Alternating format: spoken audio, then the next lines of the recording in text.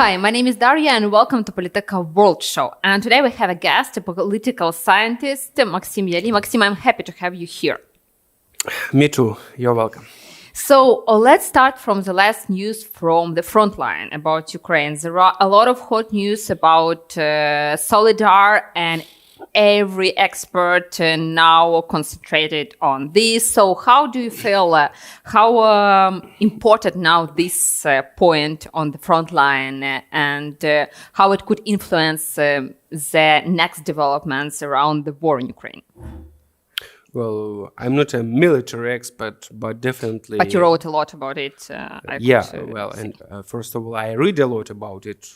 Those who have knowledge here in that sphere, from strategical point of view. So my conclusion is that, even if we take the worst variant, if Ukrainian armed forces will have to leave that tiny town, because, you know, when everything is ruined, like it used to be already last spring and at the beginning of summer in Lysychansk-Kreminnaya, when everything is ruined, there is nowhere to hide, so there is no reason to stay there. Moreover, and the most important is that from strategical point of view, if we take into account the development in Donetsk region, in Donbass particularly, it doesn't have any serious meaning from strategical point of view. So even if we leave it,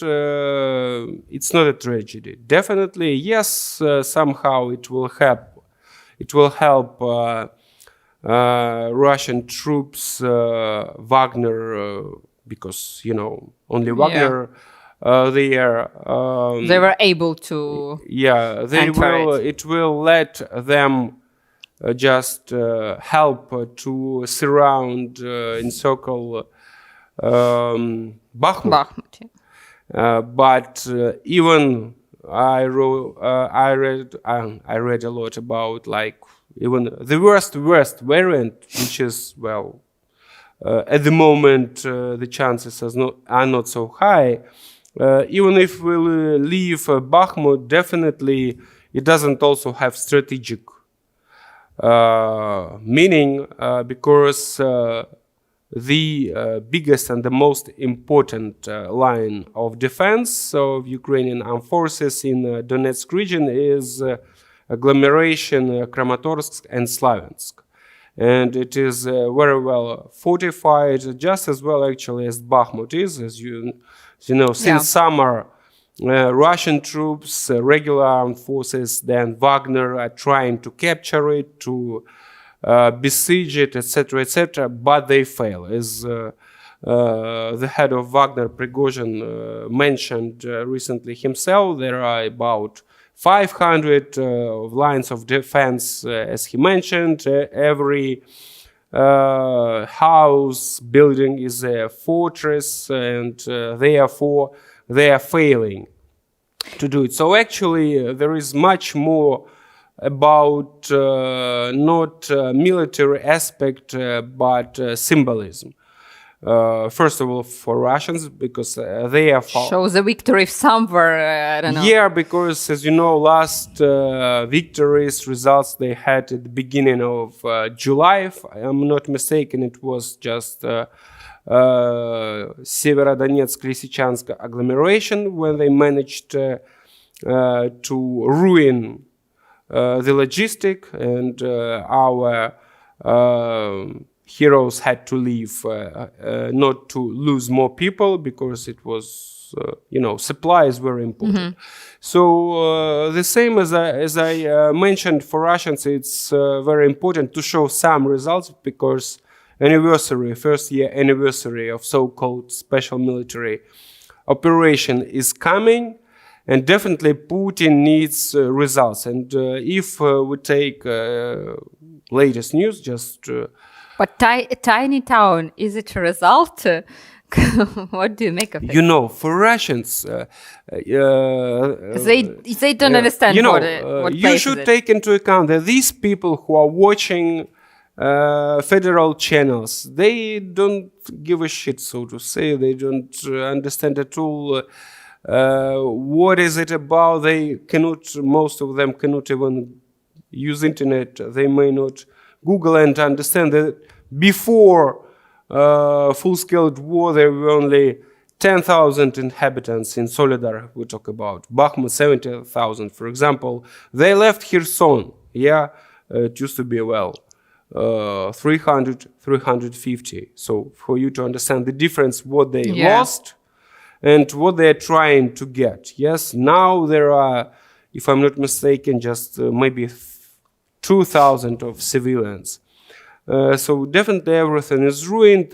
So as I mentioned, symbolism, because for several months already, especially last weeks, this is top news in Russian media, Telegram channel, military correspondence, etc., writing only about it. So I'm following the narratives, and just for them, they are, exaggerated, excited, and they want to get something. So that's why actually they switched from Bakhmut, because they failed to capture it, to Soledar, because Soledar is much smaller and easier to get. Especially we should take into account how many soldiers, these prisoners, they are throwing there as cannon meat, and just don't care about losses. So just to get some results. Plus, for Prigozhin personally, yes, it will be a good benefit. About benefits. What do you feel about such version that after, if Wagner Group capture the Soledar, so Putin will decide to send his military army for the spring campaign just against Kyiv? And what do you feel about such version? Absolutely. Never say never, so to say. I can't get into Putin's head. Could it be they connected things? Definitely not. So we should, as I started, we should also take into account that Putin is not satisfied as well with Prigozhin, because, as you know, Surovikin, who used to be the head of this so-called special military operation, if we talk about in terms of Russian propaganda, he was dismissed. Now Gerasimov, he was substituted by Gerasimov by the head of staff headquarters. And so we see that Surovikin is just like political intrigues inside the surroundings and military, as you know, Kadyrov plus Prigozhin, they were opposing Gerasimov, just condemning him in all failures. But then they were just fans of Surovikin, they applauded him, just praised him. Now we see that Prigozhin also promised, and as we can see, even Bakhmut, it is becoming clear, will not be captured until the 24th. So it's definitely a deadline.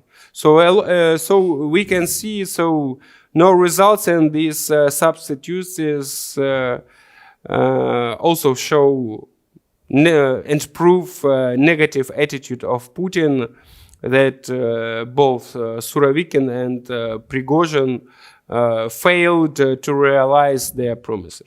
But nevertheless, there are bloody fights between Ukrainian army and Russian army right now around Soledar. So how do you feel from this logistic point? Could it be more difficult for Ukrainian army to provide the military stuff if Soledar will be captured? If we talk about Bakhmut, definitely, because it's close to it. There is one important road across it. So and Soledar? Nearby. So it's just close to Bakhmut. Yes. So it's like from one more side there will be Russian troops. So definitely, as I told you, but still there are some places we are still controlled by Ukrainian armed forces. We still have supply, so definitely it will cause some problems to logistics as well, but not crucial.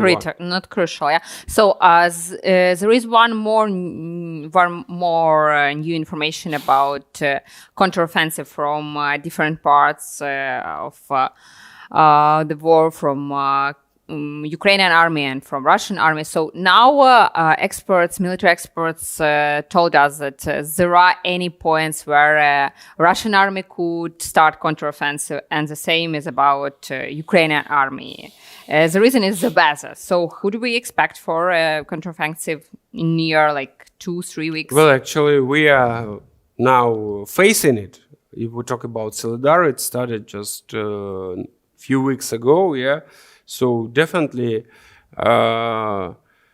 Russians decided to attack the first and not to wait until we mobilize the resources, get the necessary equipment, weapons, etc., etc. So definitely, the main battle for not only for Donbass but in general in other territories in the south, particularly, still to come, and we see already during the last 2 weeks a lot of good news about decisions of US, France, Germany to give us armored vehicles, so much needed, like tanks, as they call it, if we talk about France.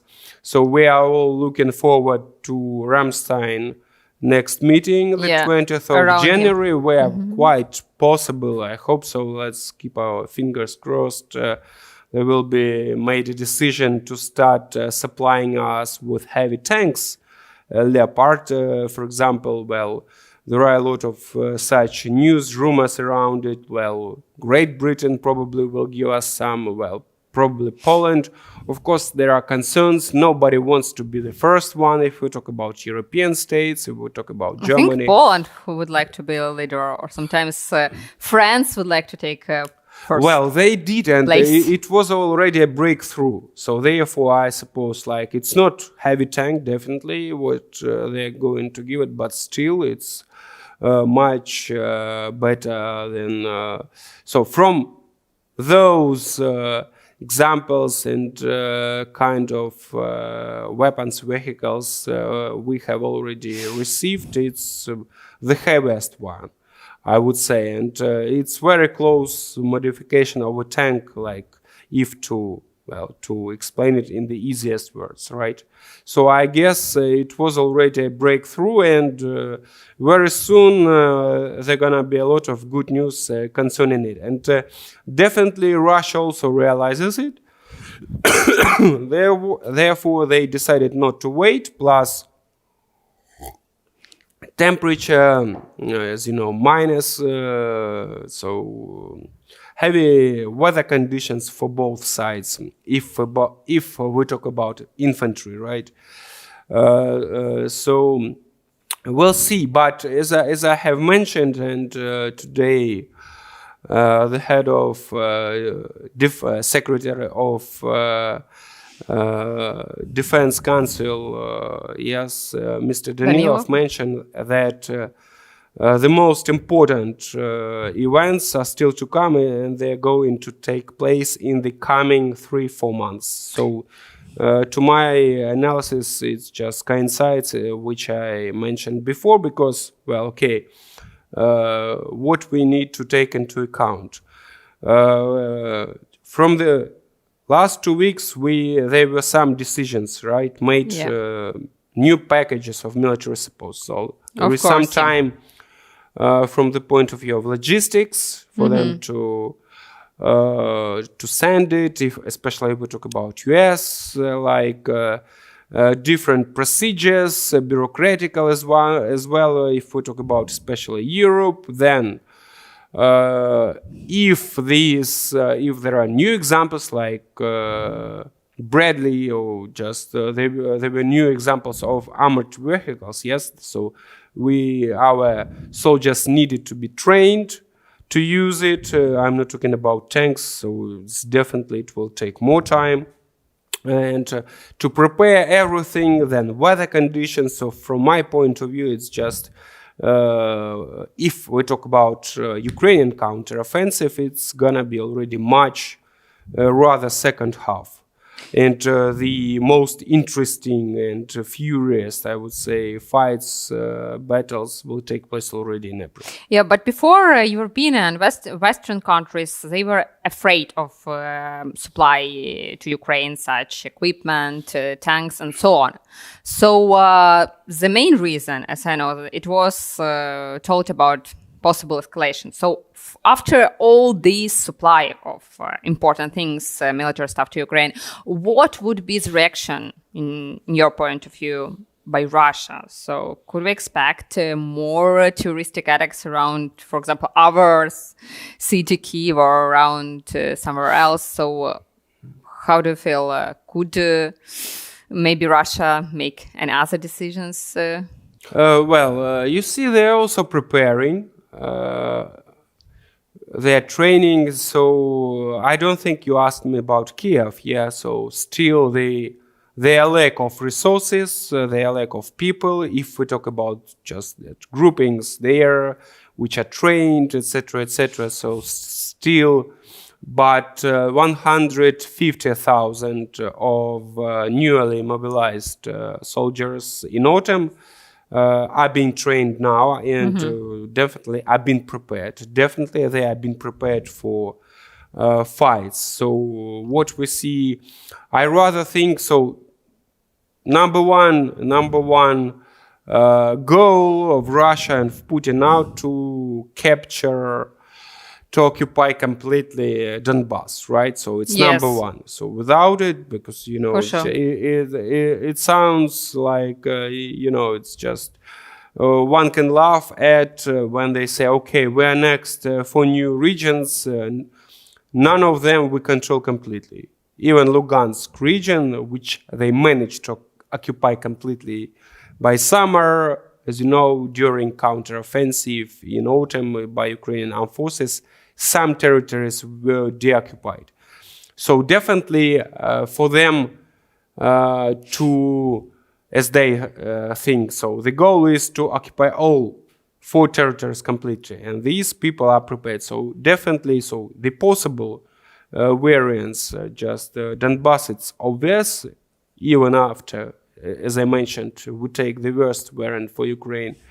Bakhmut falls.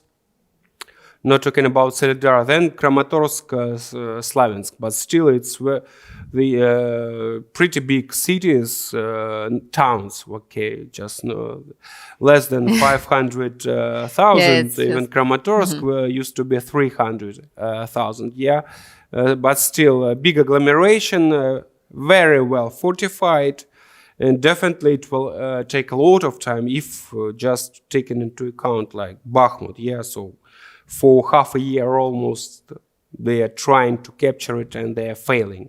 70,000 people. So Kramatorsk, as I mentioned, like 5 times more. And there are more enterprises, etc., etc. But I guess south, Zaporizhia, they lack, of course, because like to annex region not controlling its administrative center, like a population of which is bigger than all the rest territories which they managed to occupy. So I guess Donbass plus South are the most important and the places where serious fights and battles are going to take place. But Russia plans to mobilize 500,000 plus... Rumors. No, you don't believe about it?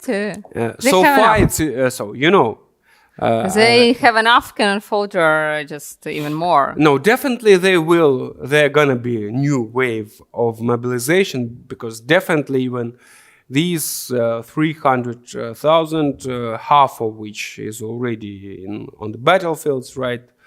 I guess at least 1/3 of which is utilized already by Ukrainian armed forces, they will need more new waves. So, but how many, when it will take place, so far it's impossible to guess. Yes, there are a lot of rumors because they are not confirmed. Yeah, that's why there are rumors. There's lots of such news that like it's about to start. But we take into account that if Russia, Putin, Prigozhin, his puppets, whatever, Gerasimov, don't show any serious results, Soledar is not a serious result, yeah, then they're It's going how to to be present it. okay, 300, you said just there won't be any new wave, yeah, because Putin many times repeated it. These questions have been asked, not only to him, and then, okay, sorry, well, I guess this mobilization is going on, but in other ways, as I mentioned, like prisoners for Prigozhin, like this cannon meat, etc., etc. We'll see. So still before these 150 have not been used, I suppose there is no reason from political point of view, first of all, to call for new wave of mobilization. Yeah, let's observe the picture from the international side. If we take China, Russia, and US, so the latest news give us the information that China seeks to distance itself from Putin, but from the other hand, we could see that publicly Putin and Xi Jinping would like to show that they are even deepen their relationships. So how do you estimate now the context between China and Russia? As they say, they are neutral, yeah? So they help... Are they neutral or not? Well, let's put in on political level, definitely they're not neutral. If we talk about diplomatical front, yes, United Nations... votings in Security Council, etc. Definitely they help Russia to stand and they support, they condemn the West, the USA, first of all, that they are guilty, that they are also guilty that this war started because just they were provocating all that NATO stuff, enlargement, etc., etc. Publicly. Publicly, yeah. But if we look, from military point of view, if we look to analysis of intelligence analysis by US, they still do not support and do not sell, though Russia asked. Plenty of such news there were, and it is obvious because their lack of shells, for example, they have to buy it in North Korea. Yeah. For China, it's more important to have much more possible contacts between US with US. For them, the most important is not to be sanctioned. Yeah. And it's the main reason why they still don't. And it was obvious the United States, Biden administration stated during the first weeks, months, that if China starts supplying military assistance, then China will be sanctioned. Definitely China doesn't want. And if they look, to and fro, like just negative aspects, much more. So for them, everything is okay. So they benefit in economical sphere. Yeah. So as to finish, so military explain, diplomatical explain, so economical dimension. Also, they do not help Russia to escape sanctions. They didn't allow, even in spring, when Russia's reserves were frozen, by the West. A third of it, more than $300 billion. So the biggest part was of reserves in China, but in yuan. So they wanted to exchange it to dollars to help to buy debts, etc., mortgages. They denied. So actually, we should take into account that China is benefiting because, who are the, if not allies as well, supporters who are helping Russia just not to bankrupt. It's China and India who are buying oil and gas. So as we know, sanctions from the West, from the EU, finally started. Soon in February, it's going to be also new ones for petrol. And so on. And so on. So they may not sell to EU gas, which was the biggest market. They may not sell oil by sea. Also the bigger. So now they lose it's 50% in future. And minus 50% of gas, export already. The results in the last year. So China, of course, and India benefiting because they know, you cannot sell your oil to EU. Great, just give us more discount. And as you know, latest news, Russian oil, the price has dropped significantly.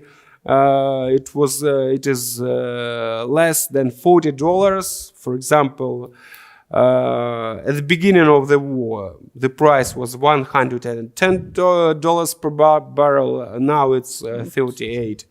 So these are the extremely low. So even that, $60 per barrel.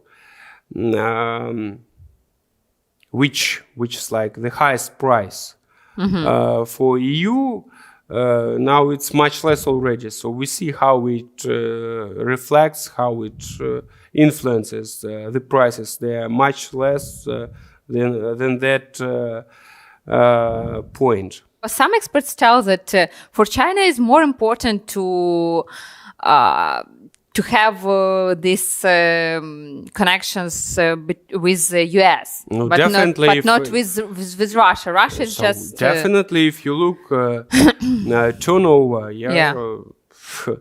I'm not sure now, but if I'm not mistaken, at least $600 billion China sells to US. Well, and if you look to Russia, it's less than 100. So it's very important for people to understand this moments. The US is the biggest market for Chinese products, especially now when they canceled that strict obligations, restrictions to be correct. Connected with coronavirus. They are looking forward to restore its trade, production, etc. And the biggest market, as I mentioned, US. Second is EU. Russia is just young brother supplier of cheap gas and oil. That's it. This is the role. And of course, market for Chinese product. But it's absolutely incomparable with the US market. So all these talks that, for example, China will be with Russia and about their very strong partnership. They are looking forward to hug Russian in their territory union. This bear to just to kill him in their hugs, and China has Chinese leaders, people have a very good memory. Manchuria history for China. Just a few hundred years ago, 19th century, when Russia occupied a lot of Chinese territories, it's just like yesterday, taking into account their history. So, and they know how to wait. They are not in a hurry. And as I mentioned, why they are benefiting, the longer this war just is taking place, the longer it lasts, the easier, so the weaker Russia is becoming from all points of view. Financial dependence constantly increasing. From military point of view, Russia is declining. Its power. So of course they are looking forward. I'm sure we shall face referendums in Russian territories when China said, well, you see, you had people decided that they want to be with China, just as you did in Crimea. This precedent, I'm sure, will be repeated. Karma is a bitch, as you know, as we say. So they will face the consequences definitely. I'm sure it will be already after we deoccupy and return Crimea, but still not so much time, I guess. We have to wait. Yeah, Maxim, we will see how it will go on. I really appreciate that you find time for our interview, and it was a fruitful talk. Thank you very much. You're welcome. So thank you to be with us. And I would like to remind you that today we have a guest, a political scientist, Maksim Yali. So see you in the next show. And don't forget to be subscribed to our YouTube channel.